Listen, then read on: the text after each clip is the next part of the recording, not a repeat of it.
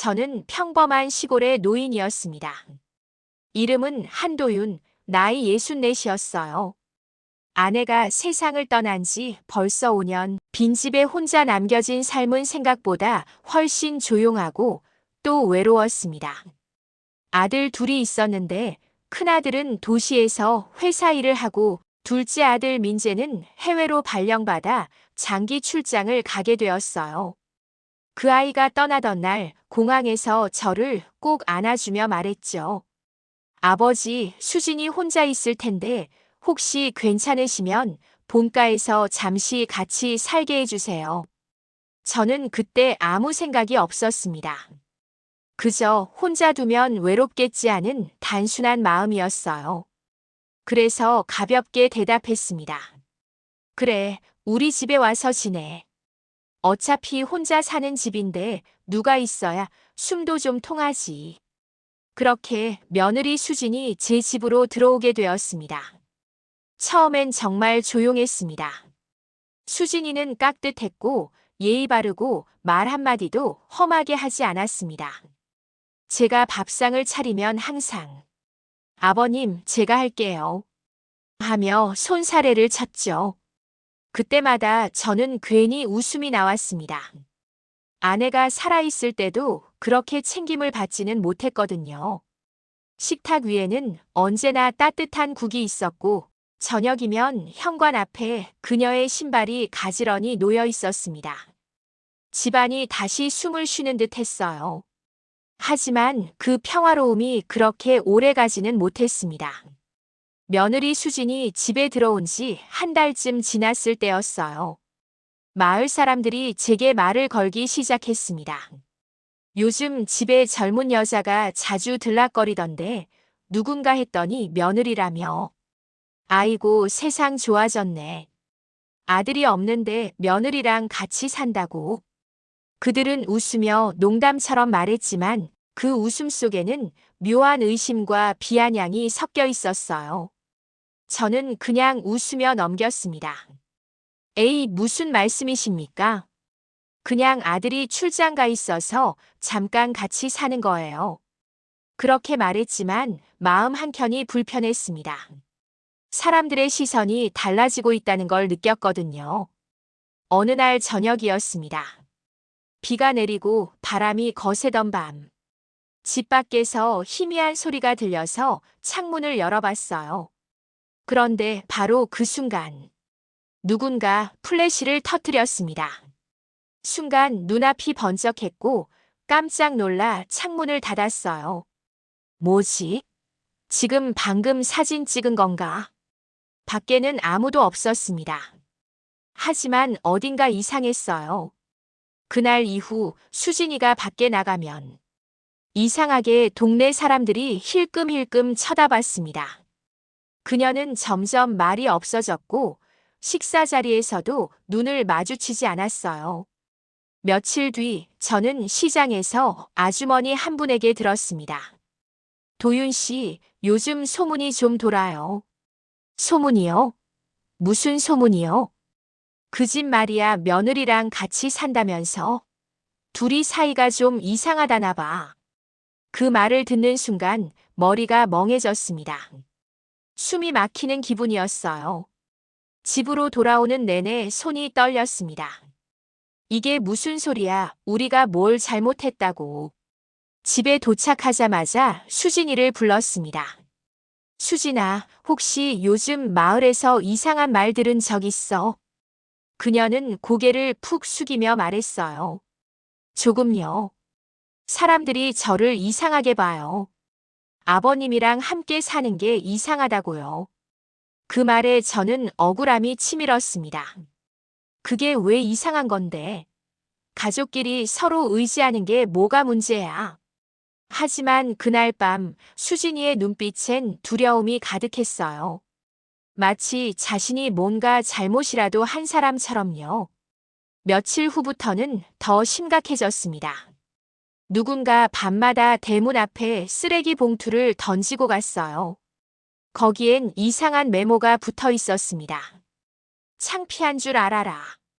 불륜은 죄다. 저는 그걸 보고 손이 덜덜 떨렸습니다. 이게 뭐야? 누가 이런 짓을 하는 거야? 그날 이후로 저는 잠을 잘 수 없었습니다. 그런데 더 무서운 건 그 일이 반복될수록 수진이조차 저를 피하기 시작했다는 거예요. 식사할 때마다 말이 줄어들고 방에 혼자 있는 시간이 길어졌습니다. 문틈 사이로 새어나오는 울음소리를 몇 번이나 들었어요. 저는 문 앞에서 조용히 말했습니다. 괜찮아, 수진아. 다 오해야. 다 지나갈 거야. 하지만 문은 열리지 않았습니다. 그녀는 그저 죄송해요. 라는 한마디만 남겼습니다. 그날 이후 집안의 공기가 달라졌습니다. 조용하지만 무겁고 숨이 막혔어요. 아침에 눈을 떠도 누군가 내 발목을 붙잡는 기분이었습니다. 그리고 점점 저 자신도 불안해지기 시작했어요. 혹시 나도 모르게 사람들이 오해할 행동을 했던 걸까? 그날 웃으면서 사진 찍어준 게 잘못이었나? 생각하면 할수록 제가 죄인이라도 된 기분이었습니다. 그러던 어느 날 아들 민재에게서 영상 통화가 왔습니다. 아버지, 요즘 괜찮으세요? 근데 인터넷에서 이상한 글을 봤어요. 무슨 글? 아버지가 수진이랑 같이 살고 있다고. 그 목소리는 분노로 떨리고 있었습니다. 저는 급히 설명했습니다. 민재야, 그런 거 아니야. 내가 출장 가 있어서. 그랬어요. 나중에 얘기하죠. 뚝. 전화가 끊겼습니다. 그 순간 손에 들고 있던 휴대폰이 바닥으로 떨어졌어요. 이제 끝이구나. 아들은 믿지 않았습니다. 며느리는 침묵했고 마을은 손가락질을 했습니다. 모든 게 한순간이었습니다. 그리고 저는 그제야 깨달았습니다. 어딘가 누군가가 일부러 우리를 망가뜨리고 있다는 걸요. 그날 이후 이상하게 마음이 불안했어요. 시아버지의 눈빛이 이전과 달랐거든요.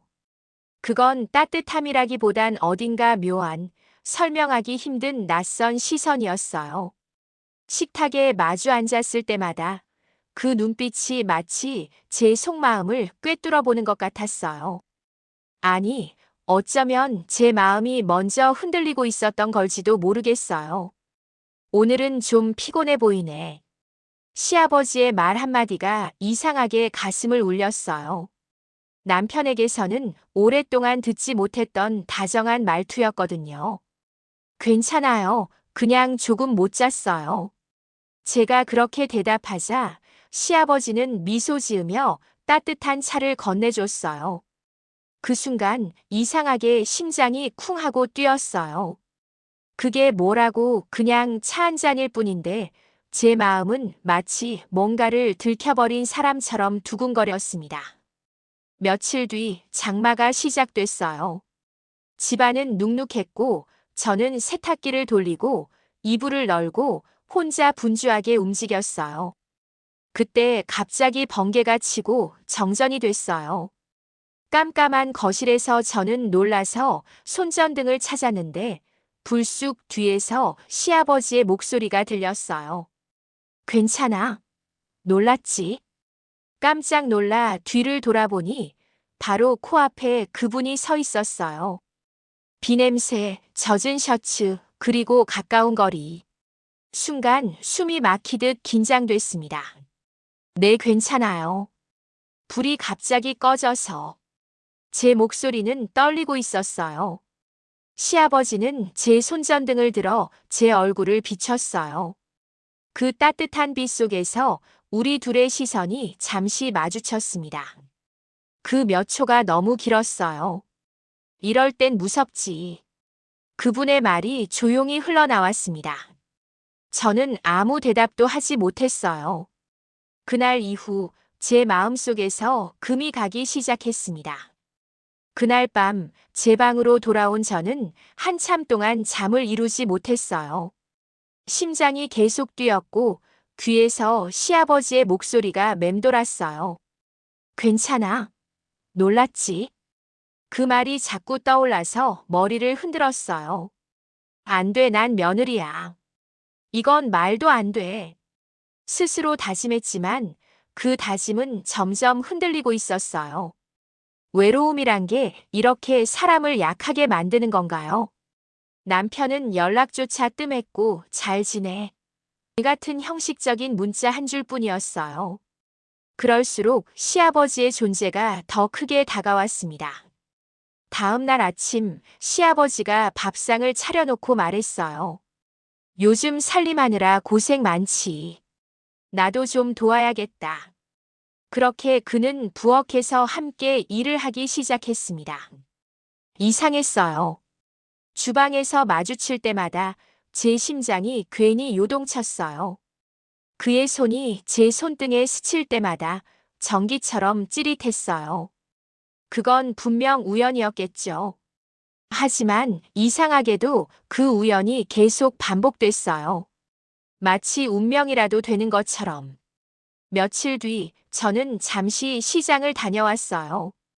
비가 갑자기 쏟아졌고 옷은 흠뻑 젖었죠. 집에 도착했을 때 시아버지는 수건을 들고 저를 맞아주셨습니다. 얼른 닦아. 감기 걸리면 안 되잖아. 그가 수건으로 제 머리카락을 닦아줬어요. 그 따뜻한 손길이 이상하게도 눈물나게 위로가 됐어요. 감사합니다. 입술 끝에서 새어나온 그 한마디에 제 마음이 무너졌어요. 너무 오랫동안 누군가의 온기를 잊고 살았던 거예요. 남편의 부재, 텅 빈 집, 그리고 고요한 저녁들. 그 외로움 속에서 저는 점점 무너지고 있었어요. 그날 밤 거실에서 조용히 TV를 보고 있는데 시아버지가 제 옆자리에 앉았어요. 화면에선 아무 의미 없는 드라마가 흘러나오고 있었지만 제 시선은 자꾸 옆으로 갔어요. 가까워진 거리, 조용한 호흡, 묘한 정적. 그리고 그 정적 속에서 들려온 그분의 한마디. 우리 너무 외롭다, 그치? 그 말에 저는 숨이 막혔어요. 그건 단순한 문장이 아니었어요. 그 안엔 이해, 위로, 그리고 금지된 감정이 섞여 있었어요. 아니에요. 그런 말 하지 마세요. 제가 떨리는 목소리로 말했지만 마음 한켠에서는 이미 무너지고 있었어요. 그의 눈빛이 너무 슬펐어요. 그 눈빛을 보고 있자니 제 안에 죄책감과 외로움이 뒤섞였어요. 이러면 안 되는데, 이러면 정말 안 되는데. 머리로는 알면서도 마음은 점점 흔들리고 있었습니다. 그날 이후 저는 거울 속 제 얼굴이 낯설게 느껴졌어요. 무언가가 변하고 있었어요. 더 이상 며느리라는 이름으로 살지 못할 것 같은 불안한 예감이 들었어요. 그날 아침 저는 우편함에 한 장의 사진이 들어있는 것을 발견했습니다. 봉투에는 아무런 글도 없었지만 사진 한 장이 저를 완전히 얼어붙게 만들었어요. 사진 속에는 그날 밤 제가 수진이를 도와주며 우산을 씌워주는 모습이 찍혀 있었습니다. 그 순간 번개처럼 생각이 스쳐갔습니다. 이걸 누가 찍은 거지? 하지만 사진은 너무 완벽하게 찍혀 있었어요. 마치 누군가 계획적으로 준비한 것처럼 시선과 각도, 불빛까지 완벽했습니다. 손이 떨리면서 사진을 떨어뜨리고 저는 거실에 앉아 머리를 감쌌어요. 아, 이제 끝이구나. 그 생각이 머리를 스쳤습니다. 이제는 소문이 단순한 소문이 아니라 증거로까지 확산될 거라는 걸 느꼈습니다. 그날 오후 시장에서 마주친 사람들의 시선은 차가웠습니다. 저 사람 며느리랑 보셨어요? 저 사진. 사람들의 속삭임이 저를 따라다니는 것 같았습니다. 머릿속에서 귓가에 맴돌았어요. 저 사람 며느리랑 이상한 사이래. 진짜 그렇대. 마치 세상 전체가 저를 고소하듯 손가락질하며 조롱하는 것 같았습니다. 제가 아무리 손을 들어도 아무리 변명해도 그 시선은 멈추지 않았습니다. 집으로 돌아오자 수진이가 문 앞에서 울고 있었습니다. 죄송해요. 제가 모든 걸 망쳤어요. 무슨 소리야, 수진아. 내 잘못이 아니야. 하지만 그녀는 더 깊이 몸을 떨며 눈물을 흘렸습니다. 저는 그 모습에 더 분노가 치밀었습니다. 왜 이렇게 다 무너지는 거지? 아무도 진실을 믿지 않아. 그리고 그날 밤 아들 민재에게 전화가 왔습니다. 아버지, 이 사진 인터넷에 퍼졌어요. 민재야, 오해야. 믿어줘. 됐어요. 아버지, 더 이상 믿을 수 없어요. 뚝. 전화기가 끊기는 순간 심장이 무너졌습니다. 가족까지 제 편이 아니었습니다. 그 후로 저는 완전히 고립되었습니다. 마을 사람들은 저를 괴물 취급했고 친구들은 연락을 끊었습니다. 수진이는 제 방에 들어오지 않았고 식탁 위에 밥그릇 2개만이 남겨져 있었습니다. 하루는 밤중에 쓰레기통에 이상한 메모가 들어왔습니다. 너희 둘의 죄는 반드시 드러날 거야. 저는 소리를 지르며 방 안을 뛰었습니다. 이게 뭐야? 누가 이런 짓을 한 거야? 하지만 아무도 답하지 않았습니다. 어둠 속에서 오직 제 숨소리와 심장이 뛰는 소리만이 울렸습니다. 며칠 뒤 수진이의 부모님이 집으로 찾아왔습니다. 도윤 씨, 우리 딸한테 무슨 짓을 한 거예요? 아닙니다. 절대 그런 일 없어요. 믿어주세요. 하지만 그들은 눈물을 흘리며 저를 바라보았습니다. 믿을 수가 없어, 우리 딸이.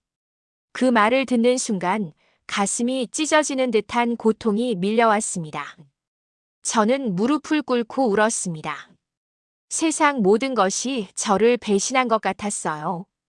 이럴 수가, 왜 아무도 진실을 믿지 않는 거지. 그리고 결정적인 사건이 터졌습니다.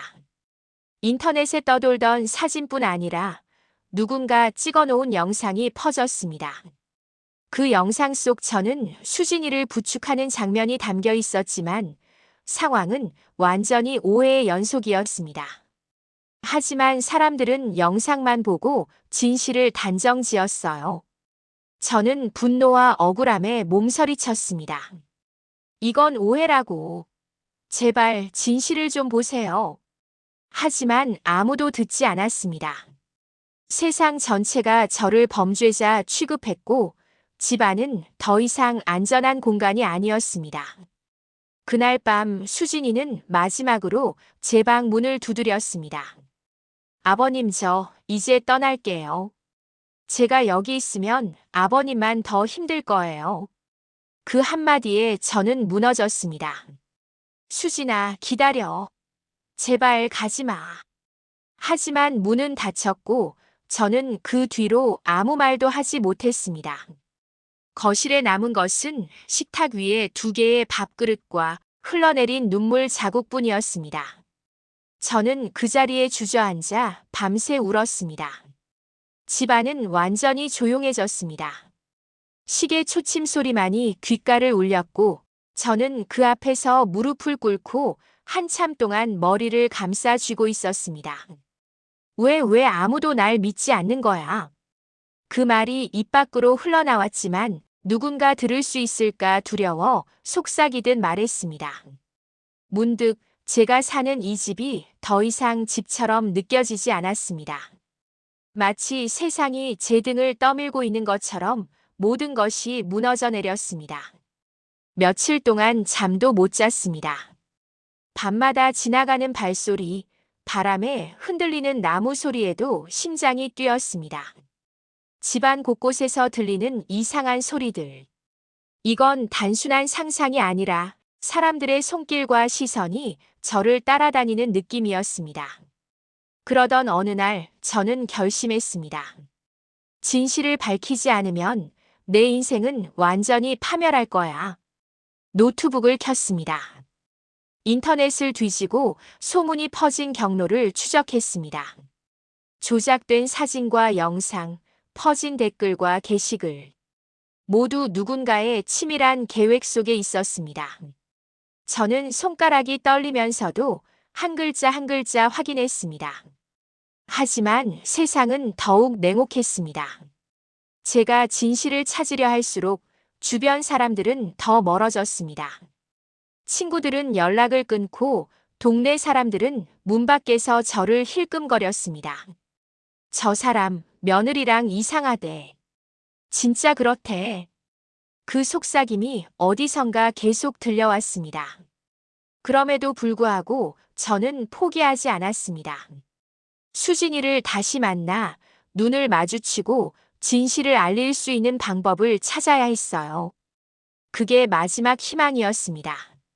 며칠 후 저는 수진이의 집으로 몰래 갔습니다.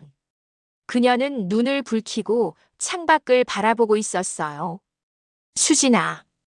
제가 다가가자 그녀는 몸을 움츠리며 뒤돌았습니다. 아버님, 이제 저랑 얘기하지 마세요. 모든 게 끝났어요. 그 말을 듣는 순간 가슴이 찢어지는 듯한 고통이 밀려왔습니다. 하지만 저는 포기하지 않았습니다. 수진아, 제발 사진과 영상은 조작된 거야. 믿어줘. 그녀는 잠시 제 눈을 바라봤지만 금세 고개를 돌리고 말았습니다. 믿고 싶지만 이제 아무도 믿지 않아요. 그 말에 저는 절망의 끝을 느꼈습니다. 그날 밤 저는 집으로 돌아와 거실 바닥에 앉아 있었습니다. 손에 든 사진과 영상을 바라보며 머릿속에서 수천 번 반복해서 되뇌었습니다. 어떻게 하면 진실을 밝힐 수 있을까? 하지만 방법이 없었습니다. 누군가는 이미 모든 증거를 조작했고 세상은 저를 범죄자로 단정지었습니다. 그 순간 휴대폰이 울렸습니다. 발신자는 익명 번호였습니다. 전화를 받자 낮은 목소리가 들려왔어요. 도윤 씨, 진실을 밝히고 싶다면 우리를 찾아오세요. 그 목소리에 저는 숨이 막혔습니다. 누가 이런 제안을 하는 거지. 하지만 동시에 그 안에 마지막 희망이 담겨 있다는 것을 느꼈습니다. 세상은 등을 돌렸지만 아직 싸울 기회는 남아 있었습니다. 며칠 후 저는 준비했습니다. 증거를 모으고 조작된 사진과 영상의 원본을 확보하고 수진이와 아들 민재에게 진실을 알릴 방법을 계획했습니다. 그 과정은 쉽지 않았습니다. 인터넷과 SNS를 뒤지며 악의적인 댓글과 허위 사실들을 확인할 때마다 억울함과 분노가 치밀었습니다. 눈물이 나면서도 손은 떨렸지만 멈출 수 없었습니다. 그리고 마침내 결정적인 증거를 찾아냈습니다. 사진과 영상은 모두 동네 한 사람이 일부러 찍어 올린 조작물이었고 그 배후에 누가 있는지도 드러났습니다. 저는 그 순간 마치 어둠 속에서 빛을 발견한 느낌이었습니다. 하지만 문제는 남아 있었습니다. 세상은 이미 제 편을 등졌고 사람들의 기억 속에는 저 사람과 며느리가 이상하다라는 프레임이 박혀 있었습니다. 진실을 밝혀도 마음의 상처와 배신감은 쉽게 회복되지 않을 거예요. 그저 저는 마지막 힘을 다해 수진이와 아들에게 진실을 전하기로 결심했습니다. 며칠간의 절망과 고군분투 끝에 저는 결국 결정적인 증거를 들고 수진이와 아들 민재를 만났습니다. 민재야, 수진아 잠깐 시간 좀 줄래? 둘은 처음엔 망설였지만 제 얼굴에서 진심을 읽은 듯 고개를 끄덕였습니다. 제가 준비한 것은 사진과 영상의 원본 파일, 그리고 조작된 흔적을 입증할 수 있는 디지털 로그였습니다. 이게 어떻게 된 거죠? 민재가 떨리는 목소리로 물었습니다. 봐, 원본과 비교해. 이건 누군가 일부러 조작한 거야. 수진이는 눈물을 글썽이며 파일을 확인했습니다. 정말 조작이었어요. 맞아요. 아버님은 아무 잘못도 없으셨어요. 그 순간 저는 안도의 숨을 내쉬었지만 마음 한편에는 아직 남은 상처가 있었습니다. 세상은 우리가 생각하는 것보다 훨씬 잔인하구나. 그날 저녁 세 사람은 마주 앉아 조용히 이야기했습니다. 수진이는 떨리는 목소리로 말했어요. 아버님, 저 때문에 이렇게 힘들게 하셨죠? 아니야, 수진아. 내가 잘못한 건 없어. 다 오해였을 뿐이야. 민재도 고개를 숙이며 말했습니다. 아버지, 믿지 못하고 미안해요. 아버지를 오해했어요. 모든 것이 풀린 듯 보였지만 저는 그제야 깨달았습니다. 사람들은 진실을 보지 않고 눈에 보이는 것만 믿는다는 사실을요. 그리고 한번 상처받은 마음은 쉽게 회복되지 않는다는 것을요. 그때 문 밖에서 작은 웃음소리가 들렸습니다. 바로 조작 사건의 배후, 즉 마을의 한 사람이 저를 몰래 지켜보며 조롱하던 장면이 포착된 것이었습니다. 저는 그를 향해 단호하게 말했어요. 모든 걸 다 밝혔습니다. 이제 그만하세요. 그는 어쩔 수 없다는 듯 멀어졌고 세상은 다시 평화를 되찾기 시작했습니다. 그 후로 저는 다시 집에서 평범한 생활을 시작했습니다. 하지만 마음속 깊은 곳에는 여전히 경계심과 상처가 남아 있었습니다. 사람을 믿는다는 게 이렇게 어렵다니, 하지만 포기할 수는 없지. 저는 그렇게 다짐했습니다. 수진이와 아들은 이제 서로를 이해하며 조금씩 일상을 회복했고, 저 역시 혼자가 아니란 사실에 위안을 얻었습니다. 여러분, 오늘 이야기가 조금 충격적이었죠? 세상에는 보이는 것만 믿다가 큰 오해가 생기는 경우가 많습니다. 진실은 때로 아주 조용히 숨어 있다가 우리가 끝까지 포기하지 않을 때 비로소 드러나곤 합니다. 오늘 이야기가 마음에 남으셨다면 구독과 좋아요, 그리고 알림 설정까지 해주시면 정말 큰 힘이 됩니다. 여러분의 한 번의 클릭이 다음 이야기의 시작이자 더 많은 진실을 전할 수 있는 원동력이 됩니다. 앞으로도 더 충격적이고 몰입감 있는 이야기를 준비할 테니 꼭 함께 해주세요. 지금까지 IJ 시니어 로맨스이었습니다. 시청해주셔서 진심으로 감사드립니다.